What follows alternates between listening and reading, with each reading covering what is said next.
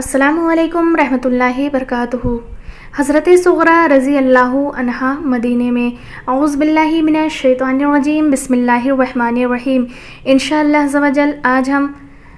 हज़रत सुग़रा रज़ी अल्लाहु अन्हा के बारे में बयान करेंगे, जो कि अपनी बीमारी की वजह से मैदान करबला में हाजिर न हो सकी। आपके पेशे खिदमत है, बग़ौर समात फरमाएँ। हज़रत इमाम हुसैन रज़ी अल्लाहु अन्हु की बीमार बेटी सुग़रा, जिसे इमाम अली मकाम मदीना ही में छोड़ आए थे, जिसे इमाम अली मकाम ने यह फरमाया था कि 1 महीने के बाद अली अकबर को भेजूंगा तो तुम्हें ले आएगा।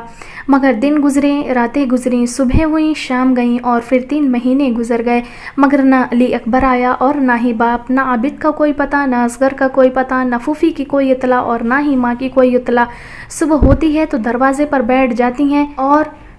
जो भी पास से गुजरता उसका दामन पकड़कर फरियाद करती और पूछती कि ऐ खुदा के बंदे, तूने मेरे बाप को कहीं देखा है तो बताओ, मेरी बहन को कहीं देखा है तो बताओ, उसका हाल सुनाओ, मेरे वीरों को कुछ पता है तो बताओ।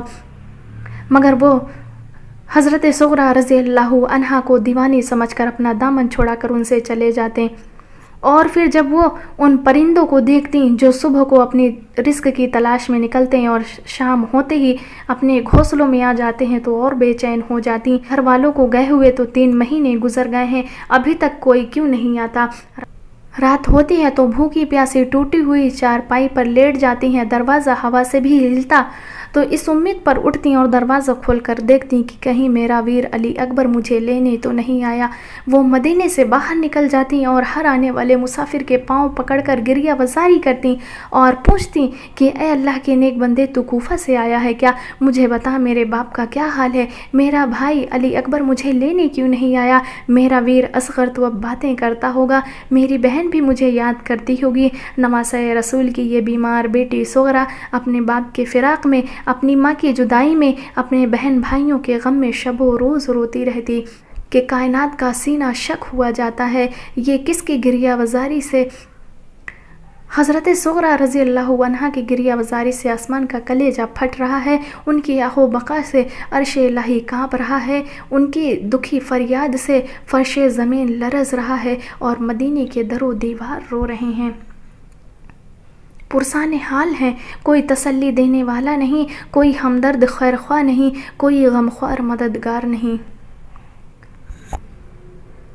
और दूसरी तरफ करबला में दोपहर हो चुकी, आसमान से आगे बरस रही थी, ज़मीन से शोले उठ रहे थे, गर्म लू के थपेड़ों से जिस्म झुलस रहे थे, खाके करबला के ज़र्रों से चिंगारियाँ निकल रही थीं। मगर कुर्बान जाऊँ उस नवासे रसूल पर जो नाना जान के दीन को बचाने के लिए जिसके कदम ना डगमगाए। निसार हूँ उन गाजियों पर मैं जो ख़ानदान नबूवत की लाज रख गए, फ़िदा हूँ मैं उन पर्दा नशीन बीवियों पर जो फ़ातिमतुज़ ज़ोहरा की आन बचा गईं। लेकिन लोगों की आज अक्ल हैरान है कि सैयदा के लाल ने जब मदीने से कूच किया था तो अहले मदीना ने आपको मना किया। जब मक्का से रवाना हुए तो मक्का वालों ने रास्ता रोका। रास्ते में सफ़ाह के मकाम पर फरजूक शायर ने कूफा न जाने की दरख्वास्त की। इसी तरह सोलबा के मकाम पर बकरा सादी ने रोका और फिर हुर बिन यजीद रयाही ने किसी और जानिब निकल जाने का मशवरा दिया, मगर आपने न मदीने वालों की बात मानी और ना ही मक्का वालों की दरख्वास्त कबूल की और ना ही इसी तरह फरजूक शायर की और तरह बिन अदी की, साद बिन बकरा का मशवरा कबूल किए। आखिर क्यों हज़रत इमाम हुसैन रज़ी अल्लाहु अन्हु ने किसी की बात नहीं मानी और अपने अटल इरादे से आगे बढ़ते गए। किसी के परेशान जहन में ये सवाल पैदा हो और किसी भी अक्ल की अक्ल हैरान हो कि आपने ऐसा क्यों किया, तो उसका जवाब ये है कि हज़रत फ़ातिमतुज़ ज़ोहरा रज़ी अल्लाहु अन्हा के लाल को रोकने वाले तमाम इसी दुनिया के रहने वाले थे, इसी ज़मीन के बसने वाले थे। बल्कि मैं तो कहती हूँ कि अगर आपको आसमान से जिब्रील अमी भी रोकते तो आप नहीं रुकते, इसलिए कि जब ज़बान मुस्तफ़ा अलैहिस्सलाम से आपकी शहादत की खबर निकल चुकी तो यही नविश्ते तकदीर था। फिर उनके रोकने वालों की हैसियत कमली वाले के मुकाबले में क्या थी, जब मंशे इलाही यही था कि करबला की ज़मीन को उनके खून से सैराब की जाए और फिर दुनिया की कोई ताकत भी इस मंशे इलाही को रोक नहीं सकती थी।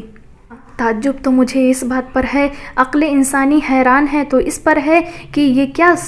सितम ज़रीफ़ी है कि जिन लोगों ने अपने रसूल के नवासे को और अपने पेशवा के बेटों को सैकड़ों खतूत और हज़ारों कासिद भेजकर फिर सुबह से शाम तक अपनी छतों पर चढ़कर उनकी राह देखते, और जिन्होंने हज़रत मुस्लिम के हाथों पर बैअत करके वफ़ादारी और जानिसारी का अहद बांधा है और यजीद की गैर इस्लामी हुकूमत शख्सी बादशाहियत के ख़िलाफ़ मर मिटने का हल्फ उठाया है, अहल बैत की इज़्ज़त व आबरू की खातिर अपनी जानें कुर्बान कर देने का वादा किया था, मगर आज जब उनके नबी का नवासा, उनके पेशवा का बेटा एक मुअज़्ज़ज़ मेहमान की हैसियत से सरजमीन कूफा में दाखिल होता है तो वही लोग उसका इस्तकबाल चमकती हुई तलवार से करते हैं, अक़ीदत और मोहब्बत की बजाय उसकी ज़ियाफ़त तीरों की बारिश से करते हैं,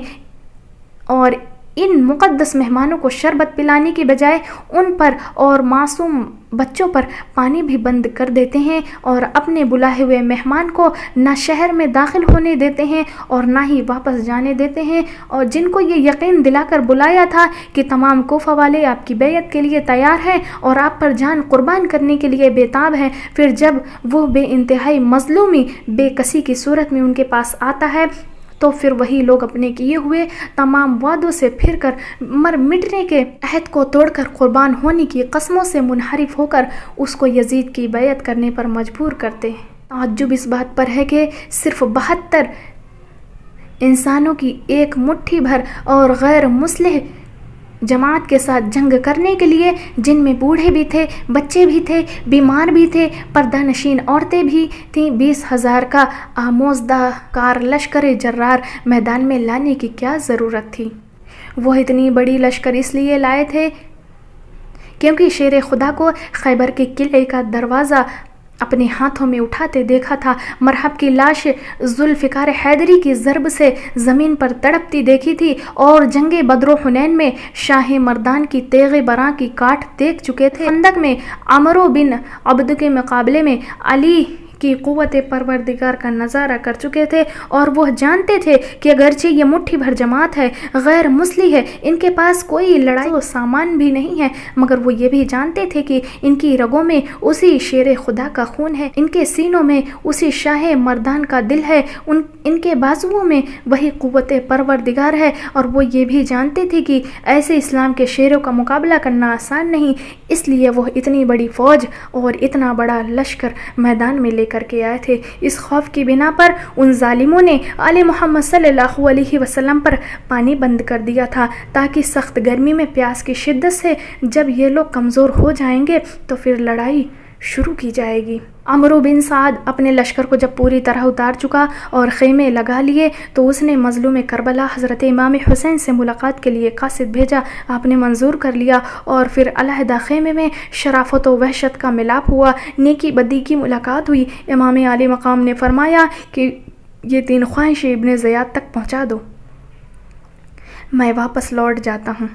मुझे मुसलमानों की सरहद पर भेज दिया जाए, मैं दमिश्क जाकर यजीद से खुद मिलकर मामला तय कर लूँगा। ये ख्वाहिश किसी डर की वजह से पेश की गई थी? क्या जान जाने के ख़तरे के पेश नज़र उनको इब्न ज़ियाद के आगे रखा गया था? नहीं, हरगिज़ नहीं, बल्कि ये तमाम हुज्जत की बिना पर ऐसा किया गया था, और इसलिए किया गया था ताकि अमन व सलामती के इस फरिश्ते पर जंग को दावत देने का इल्ज़ाम न लगाया जा सके। और अगर उस अल्लाह के शेर को मौत का खौफ होता, जान जाने का डर होता, तो वो अपने नाना मुस्तफ़ा सल्लल्लाहु अलैहि वसल्लम का रोज़ा अक़दस छोड़कर मदीने से ना निकलता, और अगर उसको अपनी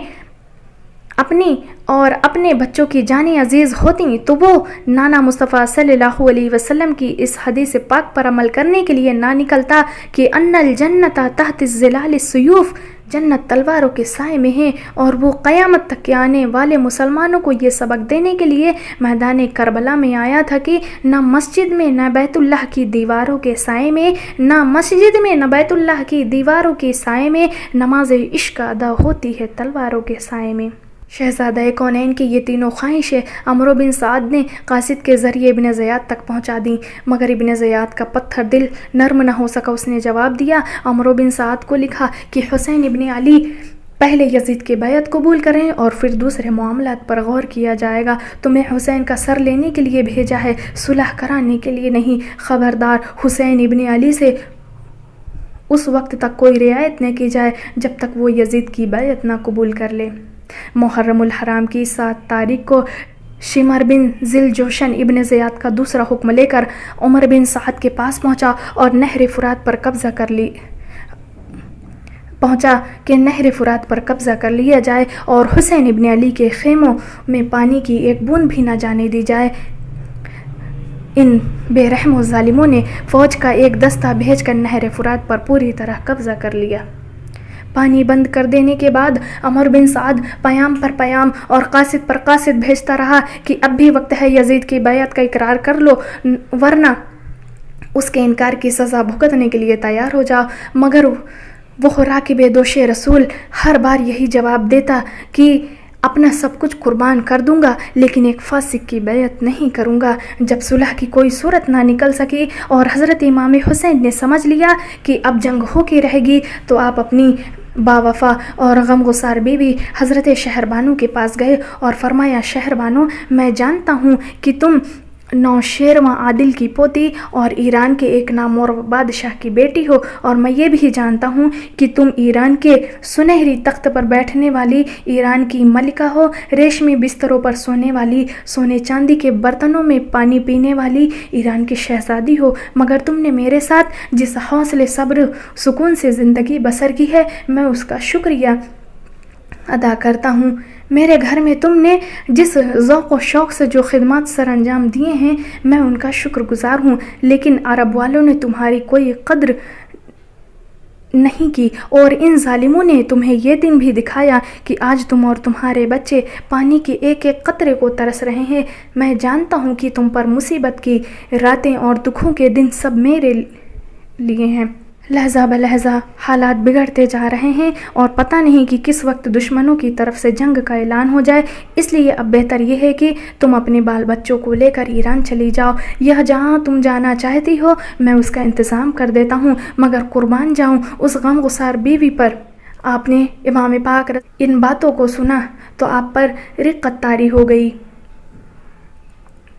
اور حضرت امام حسین رضی اللہ عنہ کے قدموں میں گر پڑی اور عرض کی، خدا کے لیے آخری وقت مجھے اپنے دروازے سے نہ دھکا دیں، اپنے قدموں سے دور نہ کریں، گلشن اسلام کی آبیاری کے لیے مجھے بھی اپنے بچوں کا خون پیش کرنے کی اجازت فرمائیے، ورنہ دنیا کی عورتیں مجھ پر طعن کریں گی کہ آخر بیگانی تھی اس لیے مشکل کے وقت میں اپنے خاوند کا ساتھ چھوڑ گئی۔ اے عالی مقام آقا، ٹھیک ہے کہ میں نوشیروان عادل کی پوتی اور یہ بھی درست ہے کہ میں شاہی محلوں میں رہنے والی ایران کی ملکہ ہوں، مگر آج میں آپ کے گھر کی لونڈی ہوں، خاندان نبوت کی کنیز ہوں اور بیوی زینب کی خادمہ ہوں۔ یا حسین، مجھ غریبی پر رحم کرو، مجھ بے سہارا پر ترس کھاؤ، مجھے اپنے قدموں سے دور نہ کرو، اور آج میں آپ کو چھوڑ کر چلی گئی تو کل قیامت کے دن نانا مصطفیٰ صلی اللہ علیہ وسلم کا کون سا منہ دکھاؤں گی، شیر خدا کے سامنے کس طرح جاؤں گی اور حضرت فاطمہ کو کیا جواب دوں گی؟ میں اپنی خدمات کا صلہ،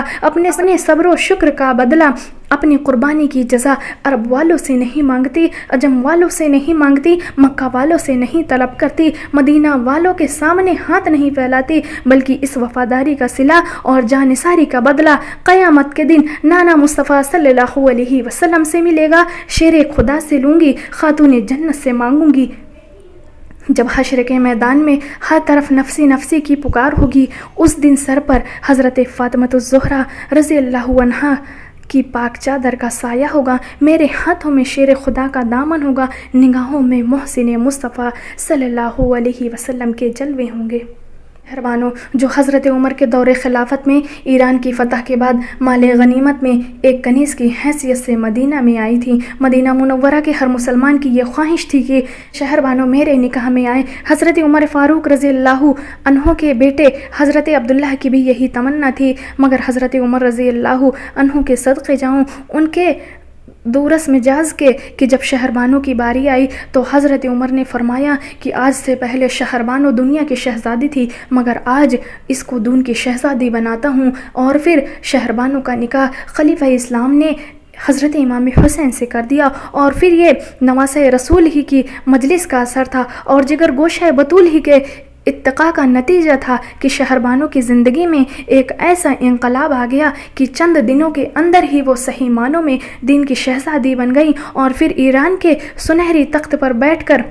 हुकूमत करने वाली मलिका मदीने में फ़कीर व दुर्शी की चादर ओढ़कर खजूरों की एक फटी हुई चटाई पर बैठकर बारगाह रब्बुल इज़्ज़त में सरबा सुजूद होकर खुश होती हैं। सोने और चांदी के बर्तनों में पानी पीने वाली शहजादी आज मदीने में मिट्टी के एक प्याले में आबे ज़मज़म पीकर मसरूर होती हैं। ईरान की लाखों अमीरजादियों के दिलों में अपनी निगाहों की जुनबिश से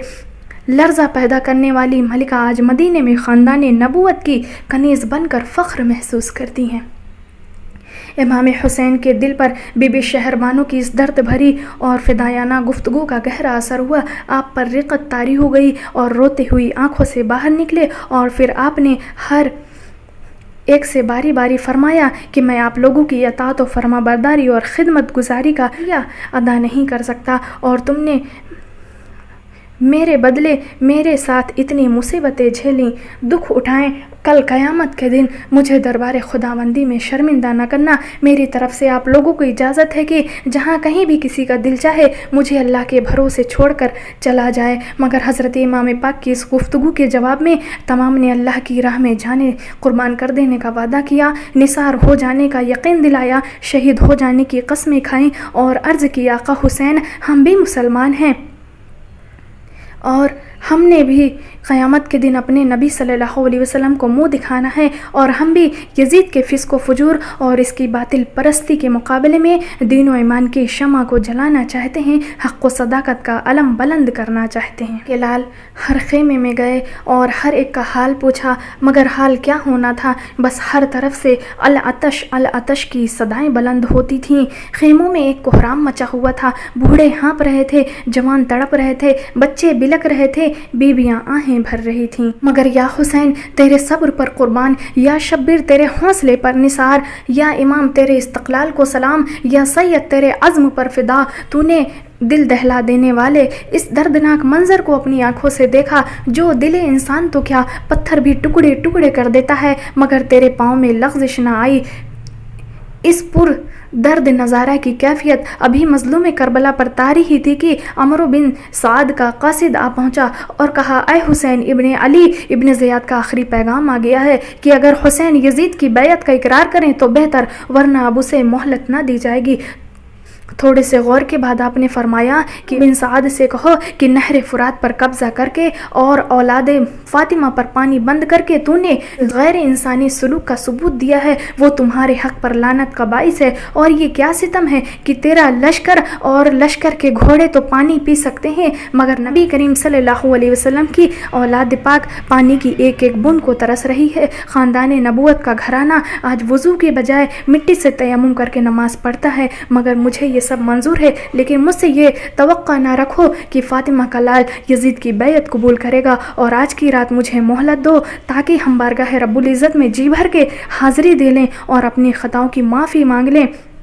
कल सुबह हम लड़ने के लिए तैयार हैं।